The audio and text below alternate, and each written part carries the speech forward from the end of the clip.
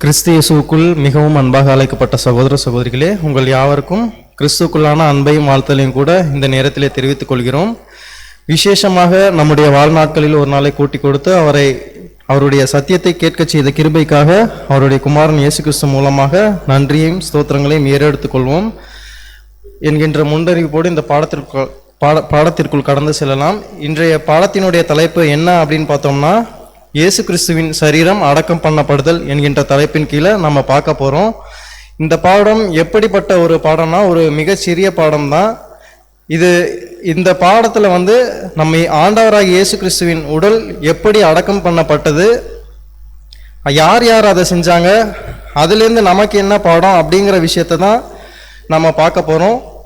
நம்ம இந்த பாடத்தில் ஃபஸ்ட்டு நம்ம என்ன பார்க்கலாம் அப்படின்னாக்க, முதல்ல சிலுவை மரணம் யார் யாருக்கெல்லாம் தருவாங்க அப்படின்னு பார்த்தோம்னாக்க, அந்த காலத்தில் ரொம்ப கொடுமையான பாவம் செய்து நிரூபிக்கப்பட்ட குற்றவாளிகளுக்கு கண்டிப்பாக அந்த காலத்தில் சிலுவை மரணம் கொடுப்பாங்க.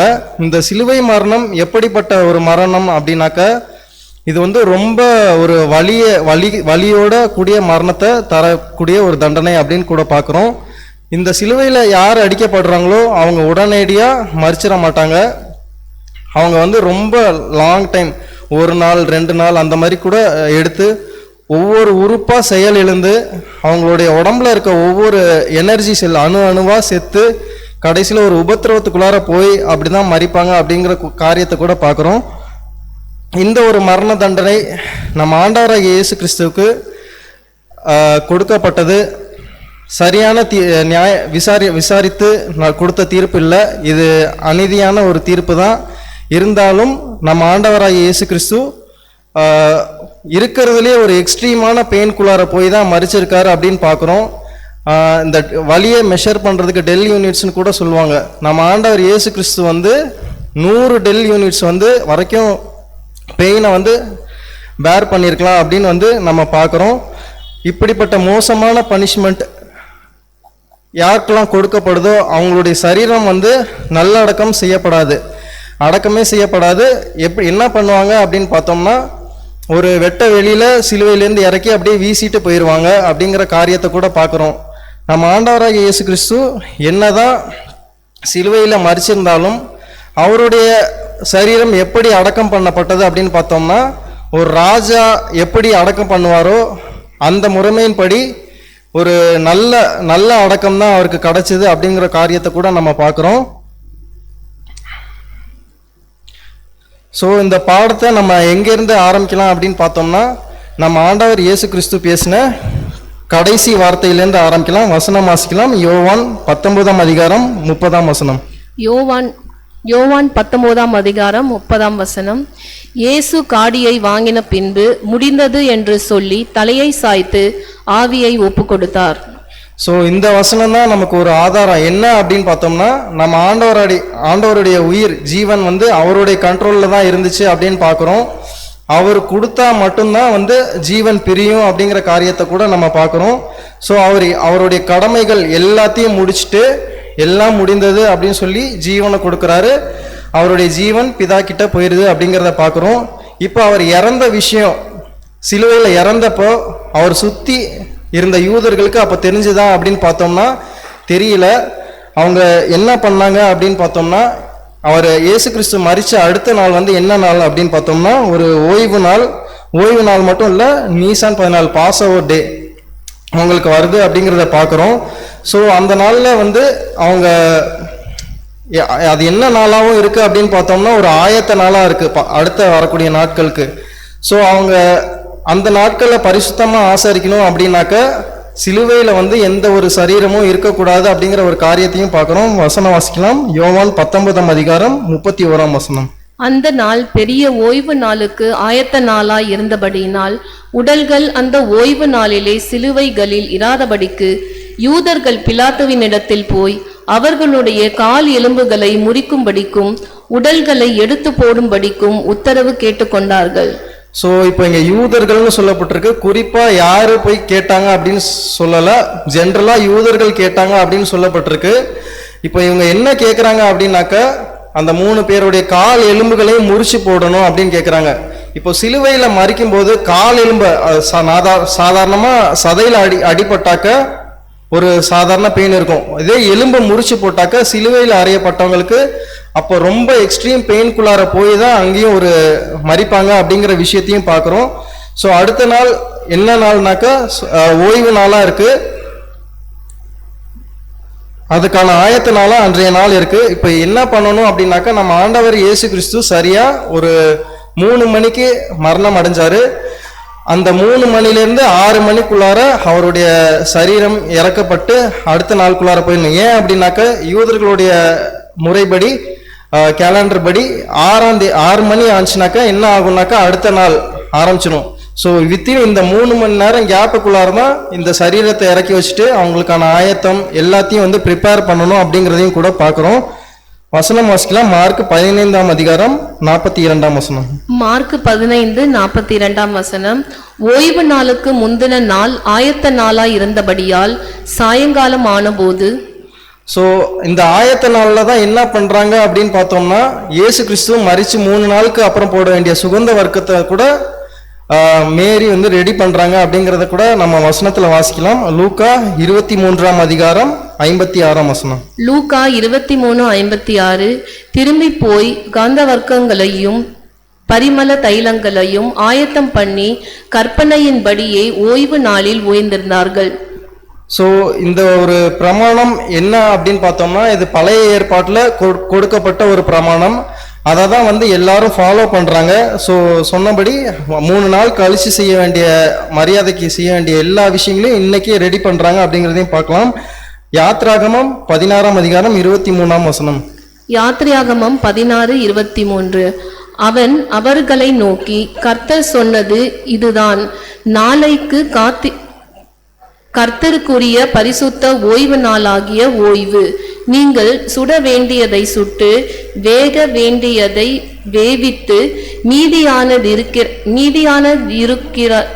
இருக்கிறதையெல்லாம் நாளை மட்டும் உங்களுக்காக வைத்து வையுங்கள் என்றான். ஸோ என்ன அப்படின்னு பார்த்தோம்னா, ஈவன் ஃபுட் ப்ரிப்பரேஷன் அதை கொண்டு எல்லாத்தையும் வந்து அந்த ஆயத்த நாளில் செஞ்சு வச்சுட்டு கம்ப்ளீட்டாக வந்து அந்த பரிசுத்த நாளை ஆசரிக்கணும் அப்படிங்கிறத வந்து நம்ம பார்க்குறோம். இப்போ நம்ம ஆண்டவர் இயேசு கிறிஸ்துவனுடைய உடல் மரிச்சிருச்சு. இதை அடக்கம் பண்ணுறதுக்கு யார் வருவாங்க அப்படின்னு பார்த்தீங்கன்னா, பொதுவாக ஒருத்தவங்க மரிச்சாக்க அவங்க பேரண்ட்ஸ் சொந்தக்காரங்க வருவாங்க, அப்படி இல்லைன்னா நண்பர்கள் வருவாங்க. ஆனால் நம்ம ஆண்டவராக இயேசு கிறிஸ்துவுக்கு அட்லீஸ்ட் ஒரு அப்போஸ்தலர்களாச்சும் வந்திருக்கணும். ஆனால் இவங்க யாருமே வரல. விசேஷமா ஒரு 2 பேர் யாருன்னு நம்ம அவங்க அந்த கேரக்டர்ஸ் பத்தி பைபிள்ல அதிகமா மென்ஷன் பண்ணப்படல, வெறும் ஃபியூ வேர்சஸ் தான் இருக்கு. பட் அவங்களுக்கு கொடுத்த ஒரு வாய்ப்பை வந்து அவங்க கம்ப்ளீட்டா முழுமையா 100% படுத்தியிருக்காங்க அப்படிங்கிறத கூட பார்த்துருக்கோம். வசனம் வாசிக்கலாம். யோவான் 19ஆம் அதிகாரம் 33-34ஆம் வசனம். யோவான் 19:33-34 வசனங்கள். அவர்கள் இயேசுவினிடத்தில் வந்து அவர் மரிக்கிறதைக் கண்டு அவருடைய கால் எலும்புகளை முறிக்கவில்லை. ஆகிலும் போர் சேவகரில் ஒருவன் ஈட்டியினாலே அவருடைய விலாவில் குத்தினான். உடனே இரத்தமும் தண்ணீரும் புறப்பட்டது. ஸோ இப்போ வந்து இயேசு கிறிஸ்து அவருடைய கால் எலும்பை முறிக்கிறதுக்காக வராங்க. அந்த டைம்ல அவர் மரிச்சிருக்கார் அப்படிங்கிறத பார்த்துட்டு அவர் கால் எலும்பை முறிக்காம விழாவில் குத்துறாங்க. ஸோ எந்த ஒரு எலும்பும் முறிக்கப்படக்கூடாது அப்படிங்கிறது வந்து நம்ம பழைய ஏற்பாட்டிலேயே கூட பார்த்துருப்போம். ஆடை எப்படி புசிக்கணும் அப்படின்னாக்க முழுசா தீயில காட்டி தான் அப்படி புசிச்சு சாப்பிடணும் அப்படிங்கிற ஒரு காரியத்தை பார்த்துருக்கோம். அதே மாதிரி தான் நம்ம ஆண்டவர் இயேசு கிறிஸ்துவுக்கும் வந்து எந்த ஒரு எலும்பும் வந்து முறிக்கப்படக்கூடாது. ஸோ அவங்க வந்து கால் எலும்புகளை முறிக்கிறதுக்கு முன்னாடியே என்ன ஆயிருக்காருன்னா மரிச்சிருக்காரு. மரிச்சு கொஞ்ச நேரம் தான் ஆயிருக்குன்றதுனால அவரோட விழாவில் குத்தும்போது ரத்தமும் தண்ணீரும் வந்திருக்கு அப்படிங்கிறத பார்க்குறோம். அப்பதான் வந்து அவருடைய ரத்தமே வந்து கெட்டு போகக்கூடிய அந்த காரியத்துக்குள்ள வந்திருக்கு அப்படிங்கிறத பார்த்துருக்கோம். ஸோ இந்த ஒரு சரீரத்தை ஆண்டவராகிய இயேசு கிறிஸ்துவின் சரீரத்தை அடக்கம் செய்ய 2 பேர், விசேஷமா 2 பேர் வந்திருக்காங்க. அவங்கள குறிச்சு பார்க்கலாம். ஸோ இது மாதிரி தான் வந்து ஒரு ஆடை வந்து முழுசா வந்து தீயில காட்டி பழைய ஏற்பாட்டு காலத்துல வந்து புசிப்பாங்க அப்படிங்கிறத பார்க்குறோம். ஸோ சதைகள் எல்லாம் சாப்பிடும்போது எப்படி சாப்பிடுவாங்கன்னா கிழிச்சு கிழிச்சு அந்த மாதிரி தான் சாப்பிடுவாங்க. நம்ம ஆண்டவர் இயேசு கிறிஸ்துவும் வந்து எப்படி அவருடைய உடம்புல இருந்து முதுகெலும்புலாம் எப்படி உழவன் உழுத நிலம் போல ஆனது அப்படிங்கிற ஒரு காரியத்தை கூட பார்க்குறோம். இந்த ஒரு நேரத்தில் வந்து நமக்கு ஒரு சந்தேகம் வரலாம், நம்ம ஆண்டவரை இயேசு கிறிஸ்துவோடைய கையில் அடிச்சாங்களே, கையெலும்பு முறிஞ்சிருக்காதா கால் எலும்பு முறிஞ்சிருக்காதா அப்படின்னு கேட்டோம்னா, கையில் சரியாக இந்த மணிக்கட்டு அந்த ஜாயிண்ட்ல தான் வந்து ஆணி அடிச்சிருக்காங்க அப்படின்றத பார்க்கணும். இப்போ இழுத்து வச்சிருப்பாங்க, ஒரு நூலளவு அசைஞ்சா கூட அந்த கையில் இருக்க கேப்ல வந்து ரொம்ப ஒரு எக்ஸ்ட்ரீம் பெயினுக்குள்ளார போவார் அப்படிங்கிறத பார்க்குறோம். அதே மாதிரி தான் கால் எலும்புகளுக்கு மத்தியில தான் அடிக்கப்பட்டிருக்கு, எலும்புகள் அடிக்கப்படல அப்படிங்கிறத பார்க்குறோம். இப்போ இவருடைய உடலை அடக்கம் செய்ய யார் வராங்க அப்படின்னு பார்த்தோம்னா, முதல்ல ஒருத்தர் போறாரு. மார்க் 15ஆம் அதிகாரம் 43-44 வசனம். மார்க் 15:43-44 வசனங்கள். கனம் பொருந்திய ஆலோசனைக்காரனும் அரிமத்தியா ஊரானும் தேவனுடைய ராஜ்யம் வர காத்திருக்கிறவனுமாகிய யோசேப்பு என்பவன் வந்து பிலாத்துவின் இடத்தில் துணிந்து போய் இயேசுவின் சரீரத்தை கேட்டான். அவர் இத்தனை சீக்கிரத்தில் மரித்து போனாரா என்று பிலாத்து ஆச்சரியப்பட்டு 100க்கு அதிபதியை அழைப்பித்து, அவர் இதற்குள்ளே மரித்தது நிச்சயமா என்று கேட்டான். சோ முதல்ல யாரு போய் கேட்கிறாங்க அப்படின்னாக்க, அரிமத்திய ஊரானாகிய யோசேப்பு. இவரை குறித்து சொல்லல என்ன சொல்லப்பட்டிருக்குன்னா, இவர் கனம் பொருந்திய ஆலோசனைக்காரர் அப்படின்னு சொல்லப்பட்டிருக்கு. மேலும் இவர் தேவனுடைய ராஜ்யம் வர காத்திருந்தவர் அப்படின்ற ஒரு இன்ஃபர்மேஷன் நமக்கு மார்க் எழுதியிருக்கார் அப்படிங்கிறத பார்க்குறோம். இவர் துணிந்து போய் பிலாத்து கிட்ட கேட்டிருக்கார் அப்படின்னு சொல்லப்பட்டிருக்கு. ஏன் இவர் துணிந்து போகணும் அப்படின்னு பார்த்தோம்னா, பொதுவாக முன்னாடியே சொல்லப்பட்ட மாதிரி சிலுவையில் மறிச்சு யாருடைய உடலையும் வந்து அடக்கம் பண்ண முன் வர மாட்டாங்க. சிலுவையில் மறிச்சு அடக்கம் பண்ணப்பட்டது இயேசு கிறிஸ்து மட்டும்தான். ஸோ இவர் போய் அவருடைய சரீரத்தை கேட்டார் அப்படின்னாலே என்ன ஆகும் அப்படின்னாக்க, இவருக்கும் ஏதாவது ஹியூஜ் லாசஸ் இது ஏதாவது வரும். ஒன்று ஃபிசிக்கலாவோ அல்லது வேற ஏதோ ஒரு வகையில பனிஷ்மெண்ட் எது வேணாலும் வரலாம். எல்லாத்துக்கும் வந்து துணிந்து போய் தான் வந்து பிலாத்து கிட்ட கேட்டிருக்காரு. பிலாத்து வந்து கேட்டிருக்காரு, அவர் இவ்வளவு சீக்கிரம் மறிச்சிட்டாரா அப்படின்னு கேட்கிறாரு. ஏன் அப்படின்னாக்க, முன்னாடியே சொன்ன மாதிரி ஒரு சிலுவையில் அறையப்பட்ட ஒருத்தர் வந்து ஒரு ரொம்ப லாங் கேப்புக்கு அப்புறம் தான் மறிப்பாங்க. ஸோ அவர் இவ்வளவு சீக்கிரம் மறிச்சிட்டார் அப்படின்னு கேள்விப்படுறாரு.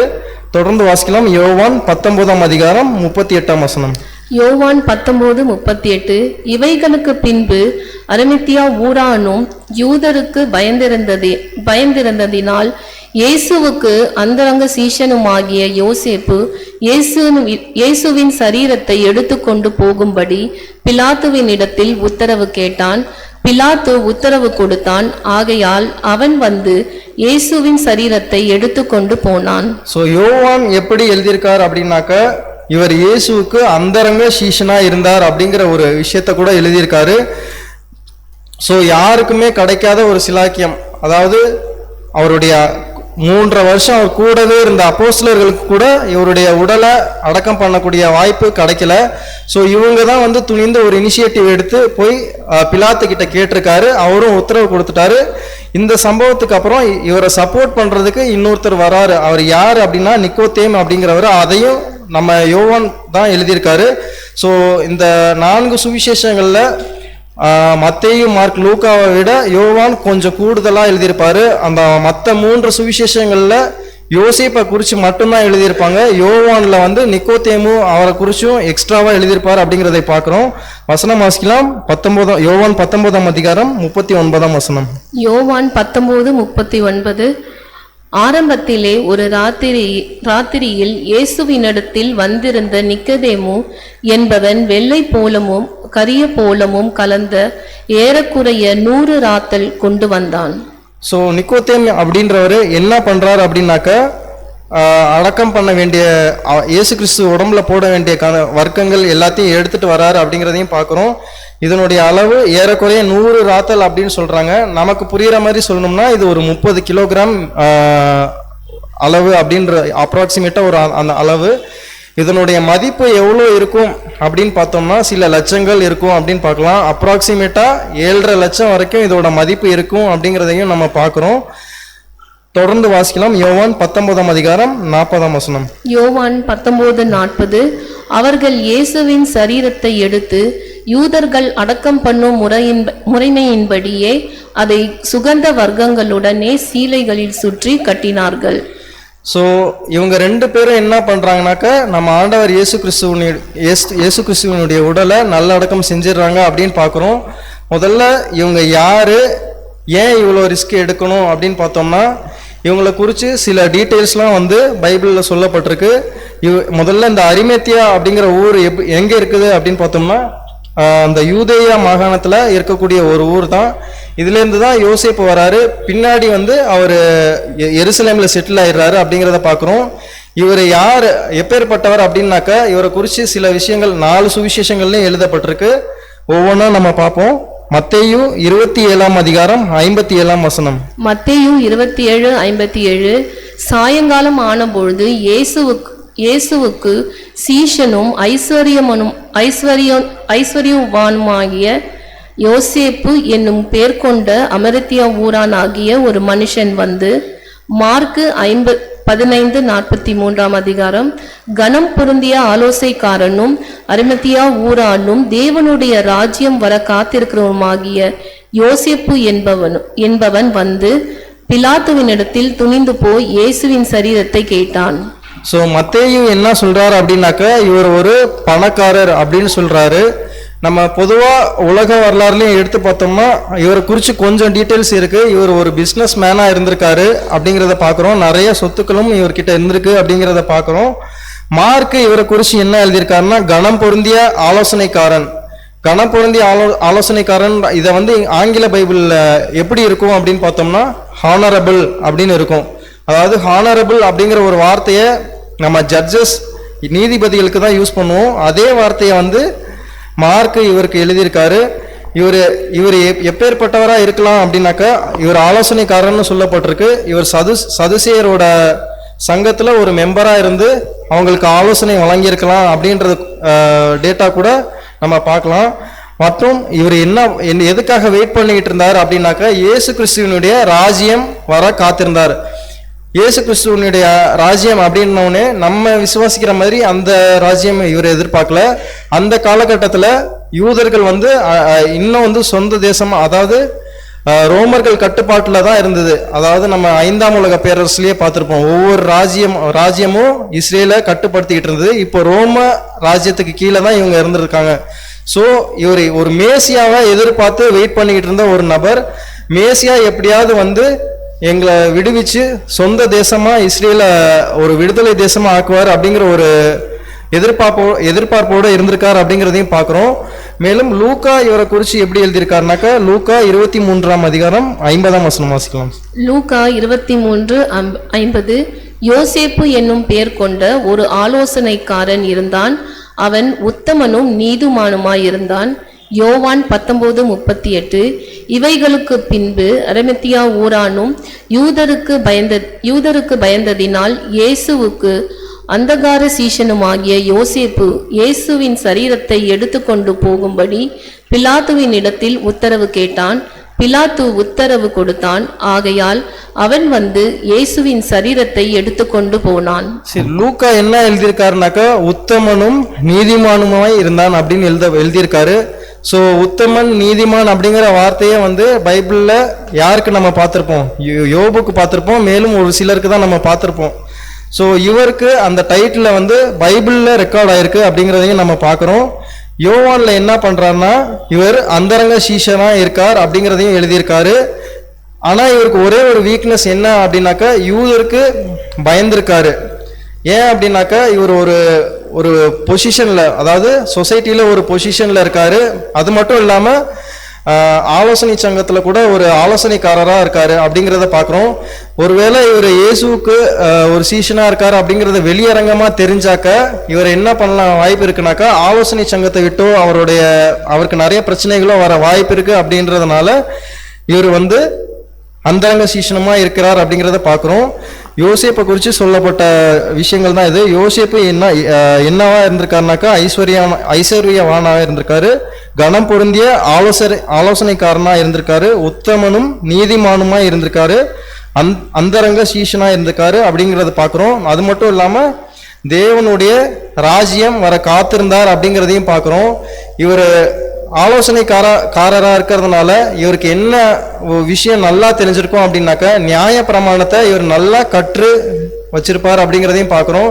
இயேசு கிறிஸ்துவனுடைய உடலை அடக்கம் செய்யும்போது அவருடைய உடலை தொட்டா கூட தீட்டு, அதாவது ஒரு பழைய ஏற்பாட்டில் என்னாகமத்தில் சொல்லப்பட்டபடி ஒரு இறந்த உடலை தொட்டாக்க 7 நாள் தீட்டுப்பட்டு இருப்பாங்க அப்படிங்கிற விஷயத்த கூட நம்ம பார்க்குறோம். ஸோ இப்போ இயேசு கிறிஸ்துவ அடக்கம் செஞ்சா அவருக்கே என்ன அது அடுத்த நாள் எதுவும் அனுசரிக்க முடியாது அப்படிங்கிற ஒரு விஷயத்த கூட பார்க்குறோம். வசனம் வாசிக்கலாம்.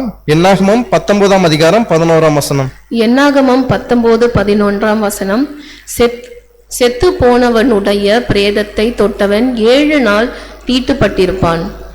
ஸோ யோசேப்பை குறித்து இந்த மாதிரி ரெக்கார்ட்ஸ் இருக்கு. அது மட்டும் இல்லாமல் நம்ம அடுத்து நிக்கோதேமை குறித்து வாசிக்கலாம். யோவான் 3ஆம் அதிகாரம் 1 மற்றும் 2ஆம் வசனம். யோவான் 3:1-2 வசனங்கள். யூதருக்குள்ளே அதிகாரியான நிக்கதேமு எனப்பட்ட பரிசேயன் ஒருவன் இருந்தான். அவன் ராக்காலத்திலே இயேசுவினிடத்தில் வந்து, ரபி, நீர் தேவனிடம். இப்போ நிக்கோதேமை குறித்து என்ன எழுதியிருக்கு அப்படின்னாக்கா, யூதருக்கு அதிகாரியா இருந்தாரு, இவர் ஒரு பரிசேயன் அப்படின்னு எழுதப்பட்டிருக்கு. யூதருக்கு அதிகாரி அப்படின்றப்ப இவரும் என்னன்னாக்கா ஒரு பெரிய பொசிஷன்ல தான் அந்த டைம்ல இருந்திருக்காரு அப்படிங்கிறத பார்க்குறோம். பரிசேயர்கள்ல சில இவரோட பொசிஷனை பத்தி பார்த்தோம்னா இவர் ஆல்மோஸ்ட் ஒரு கலெக்டர் மாதிரி நம்ம எடுத்துக்கலாம். அந்த மாதிரி ஒரு முக்கியமான ஒரு பொசிஷன்ல தான் இருக்கார் அப்படிங்கிறதையும் பார்க்குறோம். அது மட்டும் இல்லாம இவர் ஒரு பரிசேயன் அப்படிங்கிறப்ப இவரும் நியாய பிரமாணத்தை நல்லா கத்து வச்சிருந்திருப்பாரு அப்படிங்கிறதையும் பார்க்கிறோம். அது மட்டும் இல்லாம 2ஆம் வசனம் வாசிக்கலாம் சிஸ்டர். அவன் ராக்காலத்திலே இயேசுவினிடத்தில் வந்து, ரபி, நீர் தேவனிடத்திலிருந்து வந்த போதகர் என்று அறிந்திருக்கிறோம். ஏனெனில் ஒருவனும் தன்னுடனே தேவன் இராவிட்டால் நீர் செய்கிற இப்படிப்பட்ட அற்புதங்களை செய்ய மாட்டான் என்றான். ஸோ இவரும் இயேசு கிறிஸ்துக்கு ஒரு அந்தரங்க சீஷன் அப்படின்னு தான் பார்க்குறோம். ஏன்னா ராக்காலத்தில் இவர் சந்திக்கிறாரு, யாருக்குமே தெரியாத மாதிரி சந்திக்கிறாரு. இவருக்கு இயேசு கிறிஸ்து சொல்லக்கூடிய வசனங்கள் மேல கொஞ்சம் நல்லாவே நம்பிக்கை இருக்கு. அதனால ராஜ்யத்தை குறிச்சான டவுட்ஸ் இவரும் ஸ்டடீஸ் பண்ணிக்கிட்டு இருக்காரு அப்படிங்கிறத பார்க்குறோம். இயேசு கிறிஸ்து கிட்ட இவர் இந்த மாதிரி ஒரு கேள்வி கேட்கிறாரு, நீங்க தேவனுடைய குமாரன், அந்த மாதிரி விஷயங்கள்லாம் இவர் நல்லா உணர்றாரு அப்படிங்கிறத நம்ம பார்க்குறோம். ஸோ இவர் கேட்ட கேள்விக்கு நம்ம ஆண்டவர் இயேசு கிறிஸ்து அதுக்கு ஏற்ற மாதிரி பதில் சொல்லாம இவர் மைண்ட்ல என்ன இருக்கு அப்படிங்கிறத புரிஞ்சுக்கிட்டு அவர் வேற பதில் தராரு. வசனம் வாசிக்கலாம். யோவான் 3ஆம் அதிகாரம் 3ஆம் வசனம். யோவான் 3:3. இயேசு அவனுக்கு பிரதியுத்தரமாக, ஒருவன் மறுபடியும் பிறவாவிட்டால் தேவனுடைய ராஜ்யத்தை காண மாட்டான் என்று மெய்யாகவே மெய்யாகவே உனக்கு சொல்லுகிறேன் என்றான். சோ இவர் என்ன நோக்கத்துக்காக வந்திருக்கார் அப்படிங்கறத புரிஞ்சுக்கிட்டு அவர் கேட்காமலே இவரா ஒரு பதில் தராரு. அவருக்கு என்ன வேணுமோ அந்த பதில் தராரு. ஸோ இந்த பதில்னால அவருக்கு ஃபுல்லா கிளாரிட்டி கிடைச்சிருக்குமா அப்படின்னு பார்த்தா இல்ல. மேலும் பார்த்தோம்னா அவர் வசனத்துல விளக்குறாரு. யோவான் 3ஆம் அதிகாரம் 14-15 ஒரு நிமிஷம் சிஸ்டர். அவர் பழைய ஏற்பாட்டுல நடந்த சம்பவத்தையும் இவரையும் குறித்து சொல்றாரு. ஸோ இவர் கண்டிப்பா மரணிச்சாதான் அடுத்து திரும்பி வரும்போது உலக ராஜ்யத்துல இவருடைய ஆளுகை வரும் அப்படிங்கறதெல்லாம் விளக்குறாரு. அதுக்கு ஏத்த மாதிரிதான் வசனங்கள் சொல்லப்பட்டிருக்கு. யோவான் 3ஆம் அதிகாரம் 14ஆம் வசனம் முதல் வாசிங்க. யோவான் 3ஆம் அதிகாரம் 14-15 வசனங்கள். சர்ப்பமானது மோசேயினால் வனாந்தரத்திலே உயர்த்தப்பட்டது போல மனுஷகுமாரனும் தன்னை விசுவாசிக்கிறவன் எவனோ அவன் கெட்டுப்போகாமல் நித்திய ஜீவனை அடையும்படிக்கு உயர்த்தப்பட வேண்டும். ஸோ ரட்சிப்பு எப்படி கிடைக்கும் அப்படிங்கிறத குறிச்சுலாம் இவருக்கு விளக்குறாரு. ஸோ இவர் இயேசு கிறிஸ்துவ முழுமையா நம்புறாரு அப்படிங்கிறத பார்க்குறோம். அது மட்டும் இல்லாம இவர் இயேசு கிறிஸ்துவ சில இடங்கள்ல டிஃபெண்ட் பண்ணியிருக்காரு அப்படிங்கிறத குறித்து கூட பார்க்கலாம். இப்போ போர் சேவர்களை விட்டு இயேசு கிறிஸ்துவை பிடிச்சிட்டு வாங்க அப்படின்னு அனுப்புனப்ப நம்ம ஆண்டவர் இயேசு கிறிஸ்து அவங்களுக்கு போதிச்ச விதத்தை பார்த்துட்டு அவங்களே மனம் மாறி வந்திருப்பாங்க. அதை குறித்து வாசிக்கலாம். யோவான் 7ஆம் அதிகாரம் 47 முதல் 49 வரை. யோவான் 7ஆம் அதிகாரம் 47 முதல் 49 வசனம். அப்பொழுது பரிசேயர், நீங்களும் வஞ்சிக்கப்பட்டீர்களா? அதிகாரிகளாவது பரிசேயரிலாவது யாதாமொருவர் அவனை விசுவாசித்ததுண்டா? வேதத்தை அறியாதவர்களாகிய இந்த ஜனங்கள் சபிக்கப்பட்டவர்கள் என்றார்கள். இப்போ இந்த ஒரு சம்பவம் நடக்கையில நிக்கோதேமு என்னதான் இருக்கணும்னாக்கா அவங்க கூடவே தான் இருக்கணும். இவங்க அந்த அங்க என்ன சொல்லப்பட்டிருக்குனாக்கா போர் சேவர்கள் வந்து என்ன சொல்றாங்கனாக்கா இப்போ ஏற்பட்ட சத்தியத்தை வந்து நாங்க எங்கேயுமே கேட்டதில்லை அப்படின்னு வந்து திரும்பி வந்து சொல்லும்போது பரிசேயர் என்ன சொல்றாங்கனாக்கா நீங்களும் வஞ்சிக்கப்பட்டீங்களா அப்படின்னு சொல்றாங்க. என்ன கூடுதலா சொல்றாங்களா, அதிகாரிகளிலாவது பரிசேயரிலாவது யாராவது ஒருத்தவங்க இயேசு கிறிஸ்துவை விசுவாசிக்கிறாங்களா அப்படின்னு வந்து கேட்குறாங்க. ஆனா நிக்கோதேமு அதிகாரியாகவும் இருக்காரு, பரிசேயராகவும் இருக்கிறார் அப்படிங்கிறதையும் பார்க்கிறோம். மேலும் தொடர்ந்து வாசிக்கலாம். யோவான் 7ஆம் அதிகாரம் 50 முதல் 52 வரை. யோவான் 7ஆம் அதிகாரம் 50 52 வசனங்கள் வரை. ராத்திரியிலே அவரிடத்திற்கு வந்தவனும் அவர்களில் ஒருவனுமாகிய நிக்கதேமு என்பவன் அவர்களை நோக்கி, ஒரு மனுஷன் சொல்வதை கேட்டு அவன் செய்கைகளை அறிகிறதற்கு முன்னே அவனை ஆக்கினைக்குட்படுத்தலாம் என்று நம்முடைய நியாய பிரமாணம் சொல்லுகிறதா என்றான். ஸோ இந்த இடத்துல வந்து இயேசு கிறிஸ்துவை குறித்து டிஃபெண்ட் பண்றாரு. அதாவது ஒருத்தவங்களை பத்தி தெரியாமலே நம்ம அவங்கள பனிஷ்மெண்ட் பண்ணலாமா, அதாவது பனிஷ்மெண்ட் தரலாமா, அவங்க தப்பானவங்கன்னு முடிவு எடுத்துடலாமா அப்படின்ற மாதிரி கேள்வி கேட்கிறாரு. அதற்கு வந்து அங்க இருக்கக்கூடியவங்க வந்து இவருடைய வாயை வந்து அடக்கிடுறாங்க அப்படிங்கறத கூட பார்க்கலாம். 52வது வசனம் வாசிக்கலாம். 52ஆம் வசனம். அதற்கு அவர்கள், நீரும் கலிலேயனோ? கலிலேயாவில் இருந்து ஒரு தீர்க்கதரிசியும் எழும்புகிறதில்லை என்பதை ஆராய்ந்து பாரும் என்றார்கள். சோ இவங்க என்ன பண்றாங்க அப்படின்னாக்கா பைபிள் ரெஃபரன்ஸ், அதாவது வேதத்துல வந்து எங்கேயாவது கலிலேயாவிலேருந்து ஒரு தீர்க்கதரிசியோ யாராவது வருவாங்களா அப்படின்னு ஒரு ரெஃபரன்ஸ் இருக்கா அப்படின்றது மாதிரி கேட்டு அவரை நோஸ்கட் பண்ணிடுறாரு அப்படிங்கிறத குறித்து கூட பார்க்குறோம். நிக்கோதேமுவை குறித்து பார்த்தோம்னா அவர் யாரா இருக்காரு அப்படின்னாக்கா யூதருக்குள்ளே ஒரு அதிகாரி, ஒரு பரிசேயன் அப்படிங்கிறத கூட பார்க்குறோம். இவங்க மட்டும்தான் வந்து வைராக்கியமா இருந்தாங்களா அப்படின்னு பார்த்தோம்னா அநேகம் பேர் வைராக்கியமா இருந்தாங்க. அதாவது உதாரணத்துக்கு எடுத்தோம்னா பவுல் கூட ஒரு வைராக்கியமா இருந்தாரு. அதை கூட நம்ம அப்போஸ்தலர் 22ஆம் அதிகாரம் 3ஆம் வசனத்துல பார்க்கலாம். அப்போஸ்தலர் 22ஆம் அதிகாரம் 3ஆம் வசனம். நான் யூதன், சிலிசியா நாட்டில் உள்ள தர்சு பட்டணத்திலே பிறந்து இந்த நகரத்திலே கமாலியலின் பாதத்தருகே வளர்ந்து முன்னோர்களுடைய வேத பிரமாணத்தின்படியே திட்டமாய் போதிக்கப்பட்டு இன்றைய தினம் நீங்கள் எல்லோரும் தேவனை குறித்து வைராக்கியம் உள்ளவர்களாய் இருக்கிறது போல நானும் வைராக்கியம் உள்ளவனாய் இருந்தேன். ஸோ பவுல் குறித்து சொல்லல இப்படி சொல்றாரு. நம்ம ஏன் இப்ப பரிசேயர்களை குறித்து பார்க்குறோம் அப்படின்னாக்க இவங்க வந்து ஒரு அத்தாரிட்டியில் இருந்தாங்க. அந்த காலத்துலலாம் வந்து ஸ்கிரிப்சர்ஸ் வந்து யாருக்குமே ரீட் பண்ணுறதுக்கு கிடைக்கல. இவங்க என்ன சொல்கிறாங்களோ அது மட்டும்தான் வந்து அங்கே சட்டமாக இருந்துச்சு அப்படின்னு பார்க்குறோம். ஸோ இவங்க என்ன சொன்னாலும் மக்கள் வந்து அப்படியே கேட்டுக்கொள்கிற நிலைமையில தான் இருக்காங்க அப்படின்னு பார்க்குறோம். வசனத்தில் கூட இவங்க மோசேயின் ஆசனத்தில் இருக்காங்க அப்படிங்கிற மாதிரி குறிப்பிடப்பட்டிருக்கு. மத்தேயு 23ஆம் அதிகாரம் 2 முதல் 3 வசனங்கள் வாசிங்க. மத்தேயு 23 2-3 வசனங்கள். வேத பாதகரும் பரிசேயரும் மோசேயினுடைய ஆசனத்தில் உட்கார்ந்திருக்கிறார்கள். ஆகையால் நீங்கள் கை கொள்ளும்படி அவர்கள் உங்களுக்கு சொல்லுகிற யாவையும் கை கொண்டு செய்யுங்கள். அவர்கள் செய்கையின்படியோ செய்யாதிருங்கள். ஏனெனில் அவர்கள் சொல்லுகிறார்கள், சொல்லியும் செய்யாதிருக்கிறார்கள். அதாவது இவங்க வந்து பேருக்கு மட்டும்தான் வந்து எல்லாம் செய்யறாங்க, இவங்களோட கிரியை ஒண்ணுமே இல்லை அப்படிங்கிறத குறித்து கூட மத்தேயுல எழுதியிருக்காங்க அப்படின்னு நம்ம பார்க்கிறோம். இப்ப நம்ம பார்த்தது யோசேப்பு நிக்கோதேமு குறித்து பார்த்தோம். யோசேப்பு அடக்கம் செய்யறதுக்கு என்னென்ன விஷயங்கள் எடுத்துட்டு வராரு அப்படின்னு பார்த்தோம்னா ஒரு மெல்லிய துப்பட்டி எடுத்துட்டு வராரு. நிக்கோதேமு சுகந்த வர்க்கம் எடுத்துட்டு வராரு. என்னன்னாக்கா வெள்ளை போலம் கரிய போலம் அப்படின்னு பார்க்குறோம். கரிய போலம்ன்றது வேற ஒன்றும் இல்லை, சந்தனத்தூள் அப்படிங்கிறது தான் வரும். திருவிவிலியம் பைபிளில் கூட பார்த்தோம்னா தெரியும். 100 ராத்தல் அப்படின்னு சொல்லப்பட்டிருக்கு. 100 ராத்தல் அப்படின்னாக்கா ஒரு 30 கிலோகிராம் முன்னாடியே பார்த்த மாதிரி. ஸோ இதெல்லாம் இந்த மிக்சர்லாம் வந்து கொண்டு வராங்க.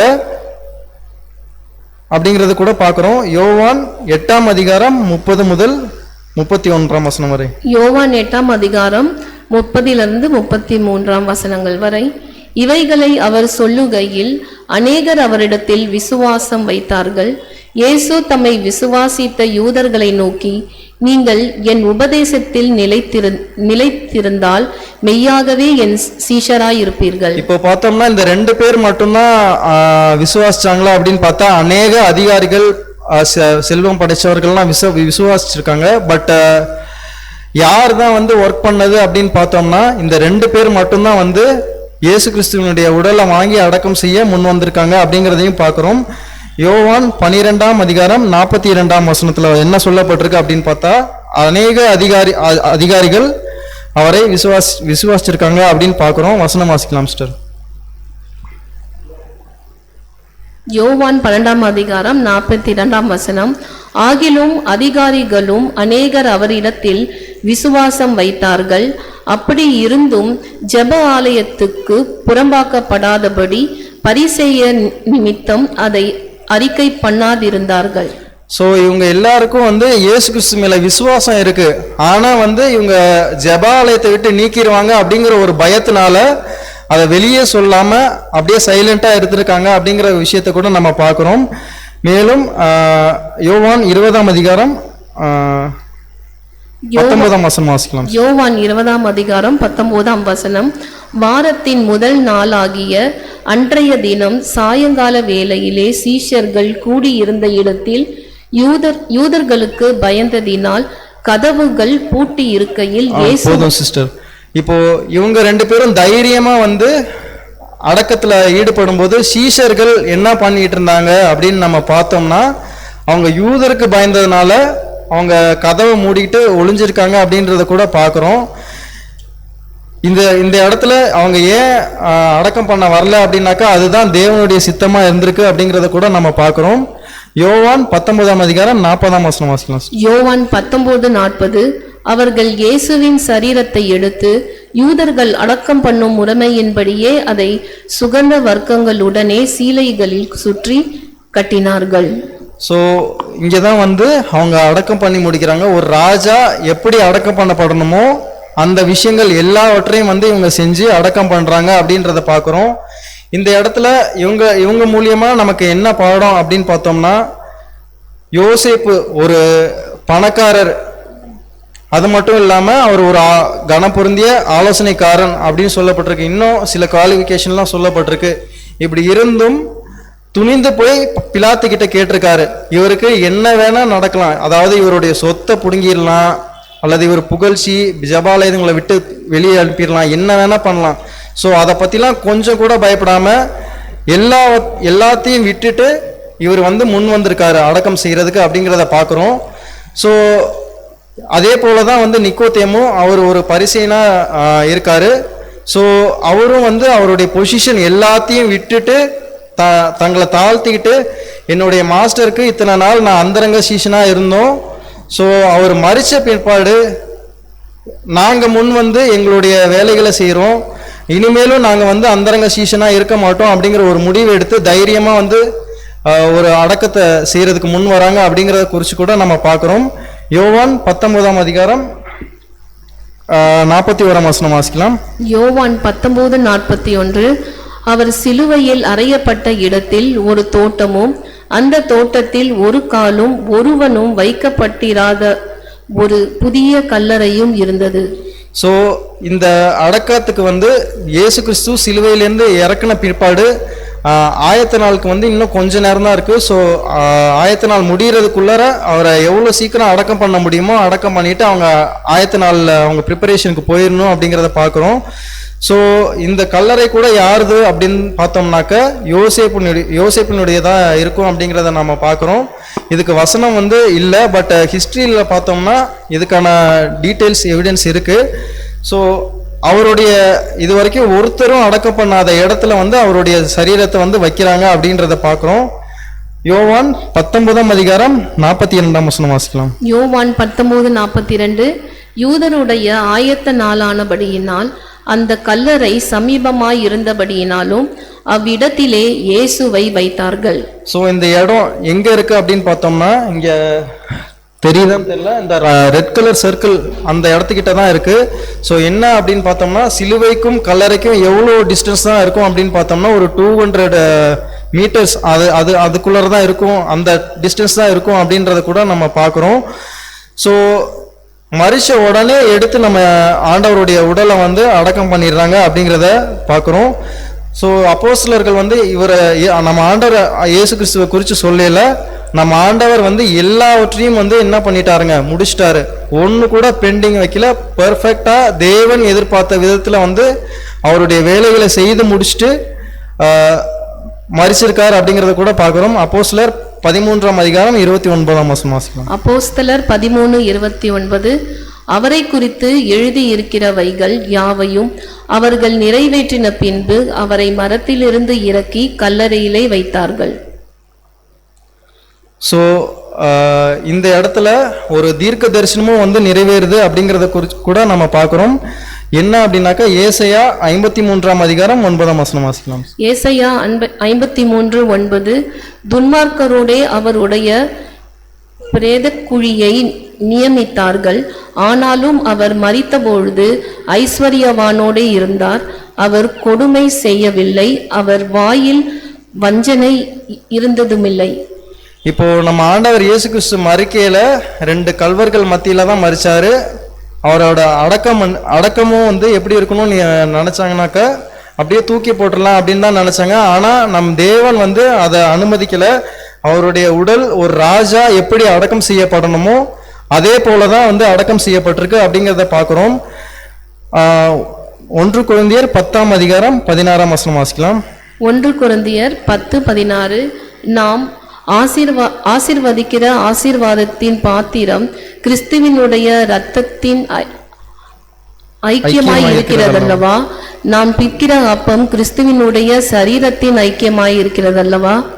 ஸோ இவ்வளோ கஷ்டங்களுக்கும் மத்தியில இந்த 2 பேரும் வந்து என்ன நடந்தாலும் பரவாயில்ல, எங்க உயிரே போனாலும் பரவாயில்ல அப்படின்னு வந்து அவங்க தன்னைத்தானே வந்து முன் வந்து அடக்கம் செஞ்சிருக்காங்க. ஸோ நமக்கு இதுலேருந்து என்ன பாடம் அப்படின்னாக்க, இவ்வளோ சிரமத்துக்கு மத்தியில் இவங்க அடக்கம் செஞ்சுருக்காங்க. நமக்கு இன்னும் கொஞ்ச நாள் தான் இருக்குது. இந்த கொஞ்ச நாளுக்குள்ளார நம்ம அப்பத்துக்குள்ளார அப்பத்துலேயும் திராட்சை ரசத்துலேயும் கை வைக்க போகிறோம். நம்ம கை வைக்கிறது வந்து அபாத்திரமாக நம்ம எதையும் செய்யாமல் நாமே நிதானிச்சு அறிஞ்சு அதில் கை வைக்கணும் அப்படிங்கிறத கூட பார்க்குறோம்.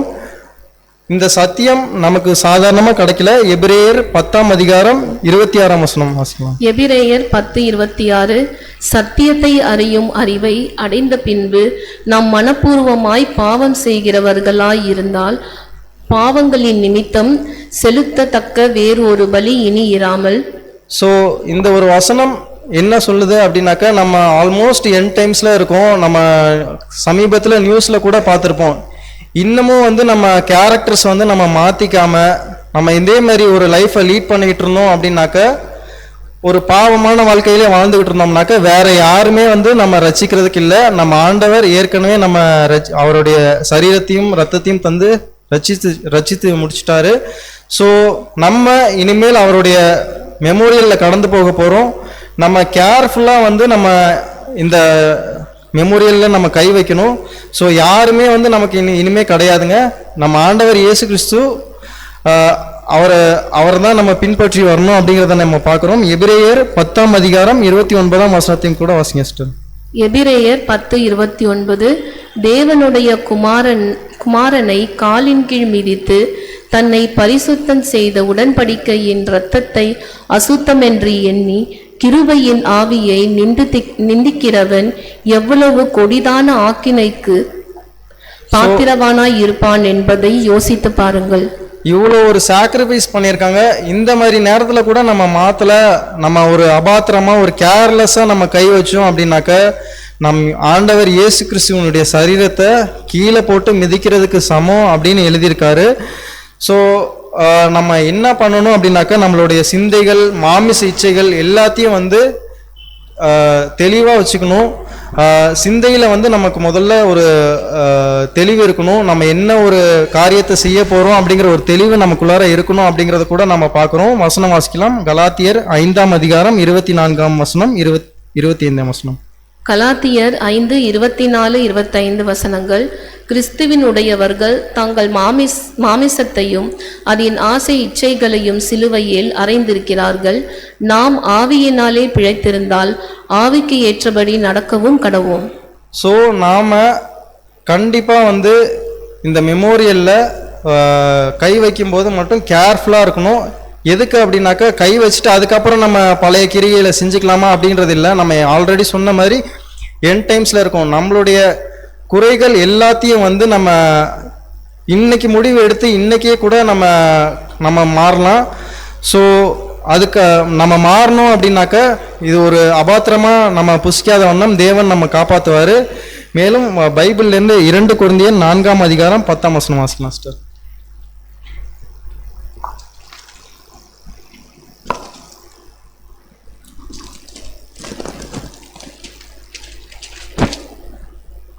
இரண்டு கொரிந்தியர் 4ஆம் அதிகாரம் 10ஆம் வசனம். கர்த்தராகிய இயேசுவினுடைய ஜீவனும் எங்கள் சரீரத்திலே விளங்கும்படிக்கும் இயேசுவின் மரணத்தை எப்பொழுதும் எங்கள் சரீரத்தில் சுமந்து தரிக்கிறோம். ஸோ இப்போ இந்த 2 பேரும் சிலுவையிலேருந்து இறக்குனாங்க இல்லையா, இது இயேசு கிறிஸ்துவனுடைய உடலை யார் தான் தூக்கிட்டு போயிருக்கணும் அப்படின்னு பார்த்தா இந்த 2 பேர் தான். யாருக்குமே கிடைக்காத ஒரு வாய்ப்பு, இவங்க தோளில் சுமந்து எடுத்துட்டு போயிருக்கணும் அப்படிங்கிறத பார்க்குறோம். நாமளும் வந்து என்ன பண்ணுறோம்னா சுமந்துகிட்டு இருக்கோம் அப்படின்னு வசனம் சொல்லப்பட்டிருக்கு. ஸோ அனுதினமும் சுமக்கிறோம்னாக்கா டெய்லியும் வந்து நம்ம கேரக்டர்ஸில் வந்து இயேசு கிறிஸ்துவை தான் நம்ம வெளிப்படுத்தணும் அப்படிங்கிறத கூட நம்ம பார்க்குறோம். தேவன் தாமே இந்த ஆசீர்வதிப்பாராக. ஆமீன்.